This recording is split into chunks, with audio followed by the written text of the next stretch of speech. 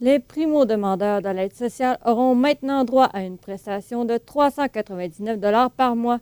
Le coordonnateur de l'organisme qui vient en aide aux sans-emploi, l'Astuce, Sylvain Bergeron, s'oppose à cette législation du gouvernement Couillard et on l'accueille pour en parler. Monsieur Bergeron, bonjour. Bonjour. Est-ce que c'est possible de vivre avec 399 par mois? Absolument pas. 399 c'est même pas le coût d'un loyer moyen. Si on prend par exemple, au Québec, on établit la mesure du panier de consommation, ça prend pour survivre au Québec. Et le coût moyen d'un loyer est évalué par le gouvernement est de 484. Donc, 399, on n'a même pas de loyer. Donc, c'est impossible de vivre avec ça. Est-ce que c'est c'est probablement pas possible de pouvoir vivre avec 120 pour se loger par mois? Non, absolument pas. Ce gouvernement-là a amené ce projet de loi-là uniquement dans un but de faire des économies de 50 millions par année.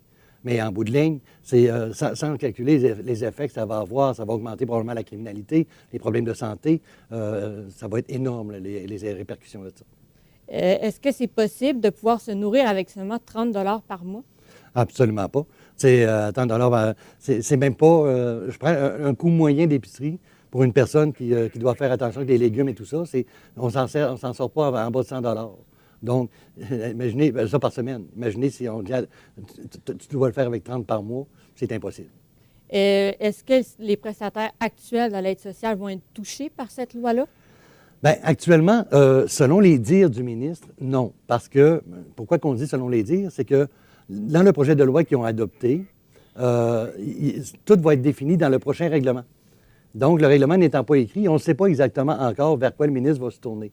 Mais il nous dit que ça va être juste pour les primo-demandeurs, pas pour ceux qui sont déjà à l'aide sociale. Donc, c'est vraiment ceux qui vont faire leur première demande qui vont être touchés. Donc, pour eux, ça risque d'être assez difficile aussi, là. Oui, tout à fait. Les primo-demandeurs, ça va être ceux qui ont une première demande d'avis à l'aide sociale, qui vont être obligés de participer à des mesures pour avoir le plein chèque. Sinon, bien, ils risquent de se faire couper jusqu'à 399 par mois, comme vous disiez. Pourquoi avoir manifesté devant les bureaux du député Sylvain Gaudreault alors qu'il est dans l'opposition? OK. Au départ, la manifestation qui était organisée, le projet de loi n'était pas encore adopté. Il a été adopté le jeudi, juste avant la manifestation. On était là pour pleurer la trahison des partis d'opposition parce qu'un mois avant, ils ont décidé de dire au gouvernement, OK, on accepte de ne pas faire passer, que le projet de loi n'aille pas sous le bâillon. Donc, donnez-nous le droit de faire évaluer le programme dans 2 ans, puis on va voter, on ne vous empêchera pas de passer le projet. OK. Est-ce que vous pensez que ça a fait avancer votre cause de manifester? Bien, ça fait en sorte qu'ils ont compris qu'on n'était pas heureux de ça.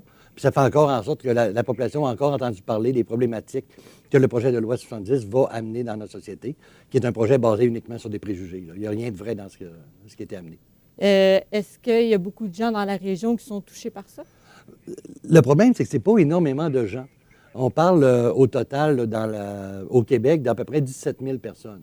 Au prorata, on peut parler peut-être de 2 000 à 3 000 personnes au Saguenay-Lac-Saint-Jean. Mais la question n'est pas là, c'est qu'on crée une classe, une sous-classe de personnes à cité sociale en disant qu'ils ne veulent pas travailler, fait qu'on va les obliger à aller travailler, ce qui est tout à fait vrai, tout à fait faux selon les statistiques du ministère. Parce que les primo-demandeurs, généralement, dans la première année, ils sont retournés au marché du travail à 88 OK. Et est-ce que l'Astuce a plus de demandes depuis que cette loi-là a passé?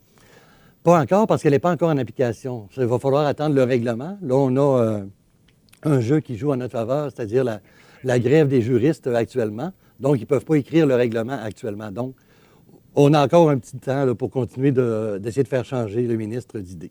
Elle devrait s'appliquer dans combien de temps environ?